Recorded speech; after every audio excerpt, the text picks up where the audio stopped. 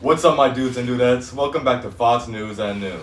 We bring you here an exceptional broadcast today, reflecting on American history from 1865 to 1900s, starting with the Chinese migration and ending with the battle for Cuba. Starring on the show today are our special guests, Peyton, Gandhi, Davis, Will, and your lovely host, me, who were all acknowledged as historical gods. But before we start, a quick message from our sponsor, Raid Shadow Legends.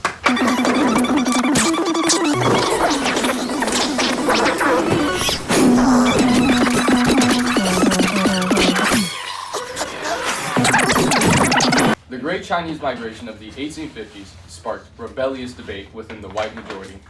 As of 1880, more than 200,000 Chinese people had migrated to Western America in hopes of finding a new life. In their early era, in the new American California, they were regarded as hard-working citizens and one of the most worthy classes. These nice interactions led to even more migration of Chinese people, but things would soon take a turn for the worse. As the Chinese population grew, Americans became scared of the lack of jobs. Business owners saw the opportunity of low-cost, low-need Chinese workers and decided to hire primarily the Chinese, leading to the increase of unemployed Americans. American citizens saw this as a threat to their own ways of life and started discriminating against the Chinese. In 1882, the Chinese Exclusion Act was passed, banning all Chinese foreigners from entering America. Speaking of America, our next topic of discussion, the cattle kingdom. In the late 19th century, the cattle industry had blown up due to vast free land for the animals to graze. Ranchers would herd cattle, often longhorns, throughout the states, herds reaching up to 250,000 head moving coast to coast. The largest herds were usually found in Texas, as that's where they originally came from in the Mexican border. By the end of the Civil War, an estimated 5 million cattle roamed the Texas ranges. During this time, the hero idea of cowboys emerged, as the long drives had an urgent need for skilled horse riders to help keep the cattle together. Another idea that developed during this time was branding, burning a mark on your animals to keep them from being picked up by other ranchers. The eastern markets were offering large sums for any steer in any condition. During these long drives to the east, ranchers would face many problems, including Indian attacks, outlaws, and property crime. The eastern markets were offering large sums for a steer in any condition. During these large drives to the east, ranchers would face many problems, including Indian attacks, outlaws, and property-conscious farmers. These drives proved that cattle could be moved large distances and pastured along the journey. As the market grew, locations for cattle drop-offs popped up, most notably in Abilene, Kansas. For years, the town was known as the railhead for the cattle kingdom. The markets peaked in the 1870s, but started to decline due to overgrazing, harsh weather, and the expansion of railroads. Moving farther down the timeline, we get into the Indian Wars, which has been reenacted with great choreography by our talented Oscar nominee actors. I smell oil. No, sir, please. This is our land. We have nowhere else to go. This land embodies our soul, our culture, our way of life. Please, sir, do not take our land away from us. I like oil. Go forth and take their land. Move into another sanction. We indigenous cannot stand here and let them take our land from us. We need to unite and fight for our freedom. My military will kill the indigenous people. Yeah! Ah! Hey, go! The dog bit me! The dog bit me!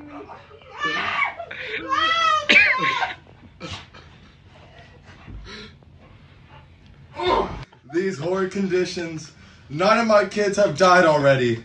The Americans have pushed us out of our land, killed unfathomable amounts of us, and devastated our culture and our way of life. When will the suffering end?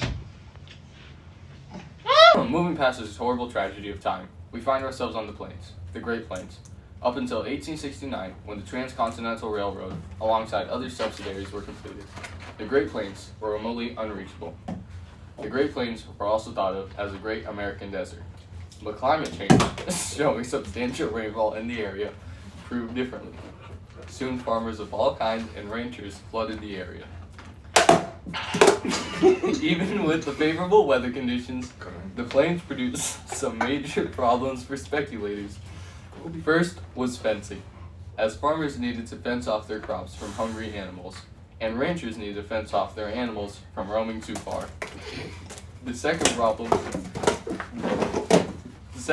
was water. The above average rainfall was helpful, but not enough against the very arid and dry atmosphere. The solution? Resourcing water from different areas to your own area.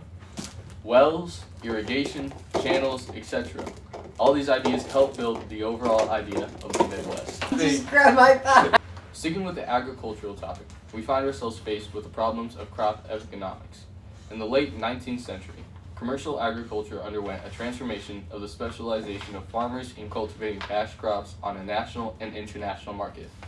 These farmers relied on town stores for essential supplies, but were susceptible to the dynamics of bankers' interest, rates, railroad freight rates, and the fluctuations in the U.S. and European markets.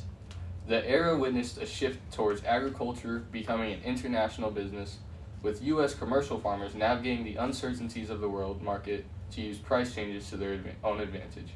However, this expansion led to overproduction in the 1880s, resulting in a significant drop in the prices and triggering an economic crisis for small farmers. The repercussions of this crisis highlighted the vulnerabilities inherent in a system heavily dependent on external factors and global market forces, impacting both the livelihoods of farmers and the overall agricultural landscape. We're now in what is being called the Second Industrial Revolution.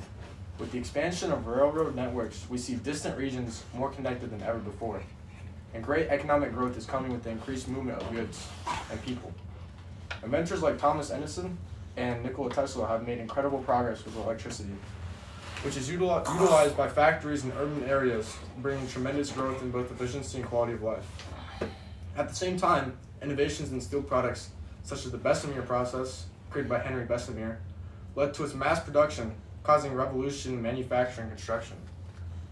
That allowed for industrialist tycoon Andrew Carnegie to make the big bucks, but maybe not as much as John D. Rockefeller, whose Standard Oil Company dominated the oil industry. It is around this time we also see inventions such as the telegram and Alexander Graham Bell's telephone allow for communication like we've never seen before.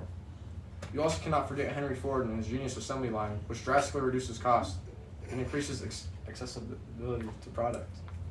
Though I don't think I would like to be one of the factory workers with the crazy, harsh working conditions. Where's the dog again?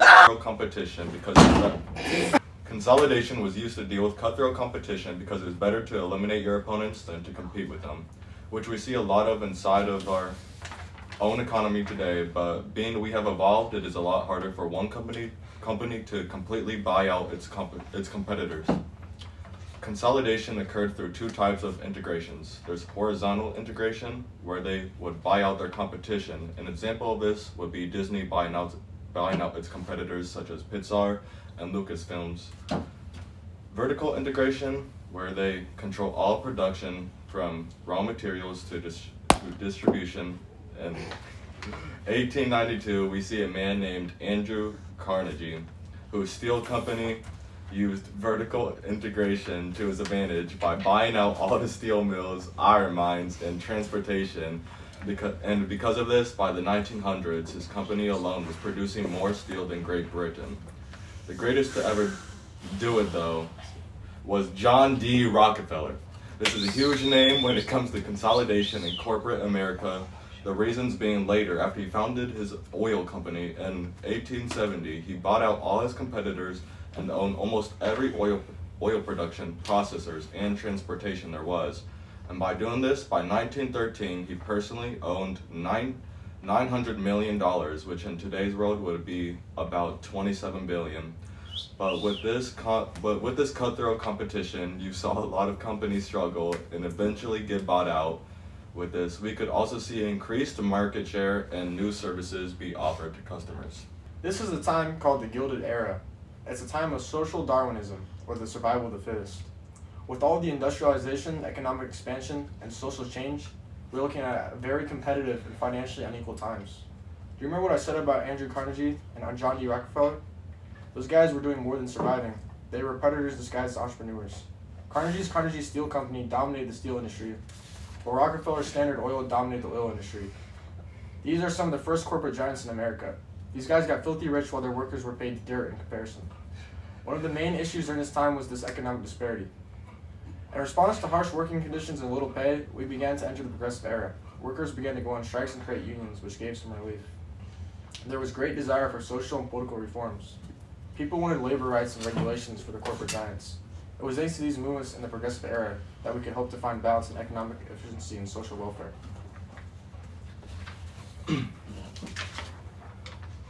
America experiencing an industrial revolution led to an increase in the use of women and children at work. Since they could be paid lower wages, most of the women who worked were young immigrants, but they typically worked in the textile industry and domestic services. Children, however, typically boys, were employed in agriculture and factories. With little regard for their safety, it was a dangerous job that left many casualties and serious injuries. What made the machinery so dangerous in the factories was that they were not efficient and not built for safety. And if there was something inside the machine, or if there was something under it, it was common for them to use children to pull out whatever it was, since they were smaller and could fit into tighter spaces, and it would have less of an impact on the company if they lost a child instead of a man. Going back to women though, they were forced to work long hours at the textile mill, and the average day being from 5 a.m. to 7 p.m., which is about an average of 73 hours a week. It wasn't until later there were reforms in the labor movements that would establish both laws for the protection of workers and child labor laws.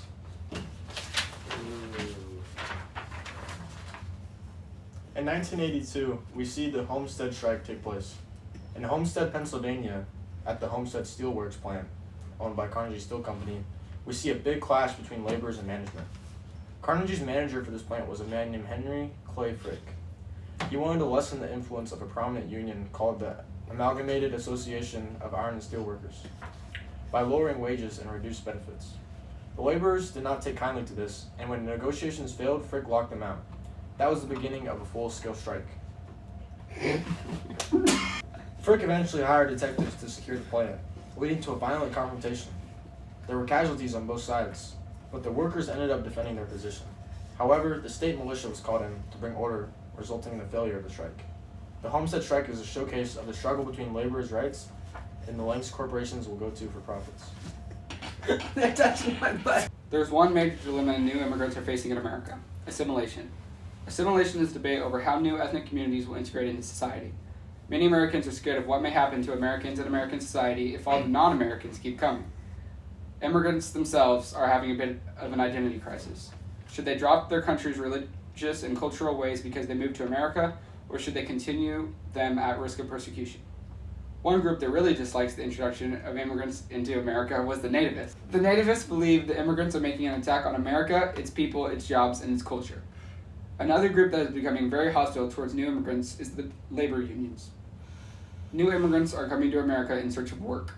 If all of the jobs in the area are occupied, they will go to businesses and offer to work for a lower price. Then the original worker will offer to work for less than that.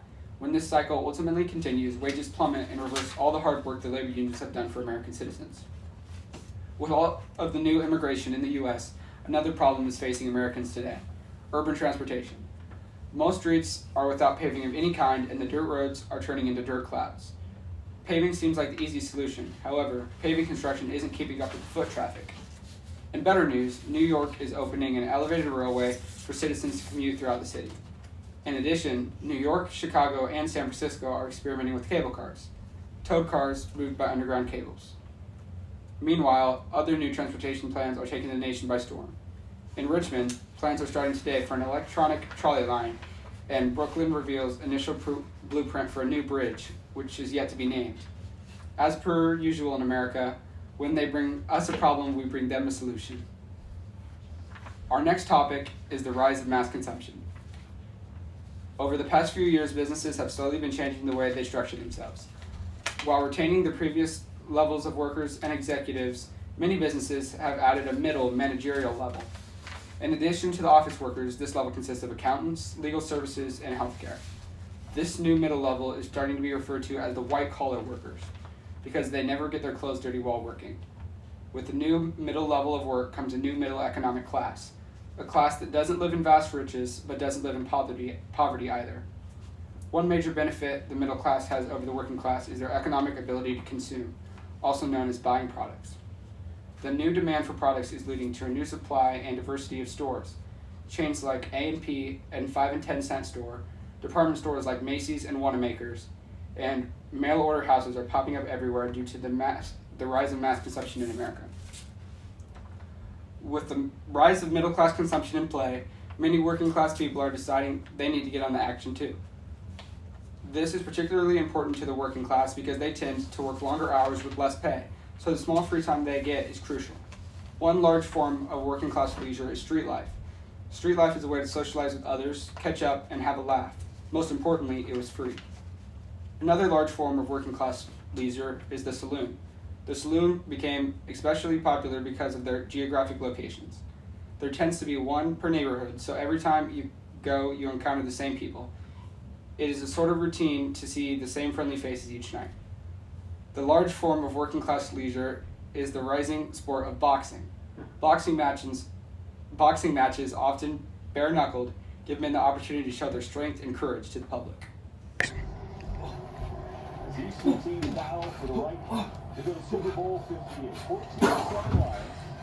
A massive industrial boom highly boosted demand for an efficient delivery of news and other information to the masses. And when a demand appears, so does the supply. Recent data shows that the circulation of daily newspapers is increasing nearly ninefold. As the news industry grows, it is becoming less of an informative piece of media and more of a business. News businesses are beginning to cater stories towards what they believe the population wants to hear. Two men that are really popularizing this style of news are Hearst and Pulitzer. They write a deliberately exaggerated form of news that many are starting to call yellow journalism, named after the Yellow Kid. I get the tape He's off. got hands. Oh, we all do. The first topic in this section is the populist movement. The populists are a coalition of mostly farmers and other people living in rural America. This group is mainly located in the Midwest, but has begun to stretch south. Many populists are fighting for free silver right now. The party has a presidential candidate named James B. Weaver, who did surprisingly well in the last election, winning 22 electoral votes and over 1 million popular votes. The United States faces a new problem after the Panic of 1893. Panic was caused by a lack of gold in the treasury. Many blame this deficit on the Sherman silver purchase. The act increased the required silver spending balance for the national treasury from $2 to $4 million to $46 million a month. While the Sherman Act did increase inflation, it was preferred by farmers because they used the inflated currency to pay off debts. The act was also liked by silver miners and mine owners who relied on it for their livelihood. These factions later protested for unlimited silver coinage once the Sherman Act was repealed. The Free Silver Act, as it became known, was the main basis of presidential campaigns by populist and Democratic parties. This was in vain, however, because the Republicans enacted the Gold Standard Act, which made gold the sole backer of the U.S. dollar. President McKinley came into office in a difficult time in America. In the wake of an economic depression, the McKinley administration came up with the Dingley Tariff, which raised import tariffs to 50%, the highest they've ever been in American history. This is a double-edged sword, however. While it's keeping business in America and stimulating the economy, it's also boosting inflation. McKinley is also having to deal with the free silver debate, which he eventually ended by cutting silver out completely and moving on to the gold standard with the Currency Act.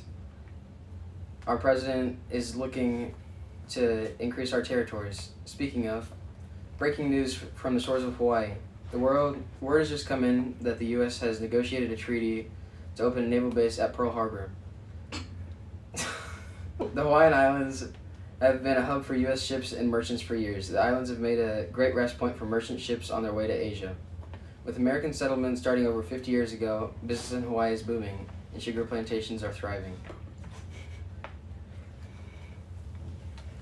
As the war with Spain rages on, the U.S. military turns its eyes to Cuba. We have a report that a Spanish fleet has slipped past our Navy and made it to Cuba. The plans of the Spanish Admiral Pascal Cerrera have been thwarted, however, by 17,000 U.S. troops that were sent across the sea. An unlikely hero came out of this conflict. A colonel by the name of Theodore Roosevelt led his infamous Rough Riders into a bold charge to take Kettle Hill. That's all. That's We'll see you in the next one. This is the dumbest thing.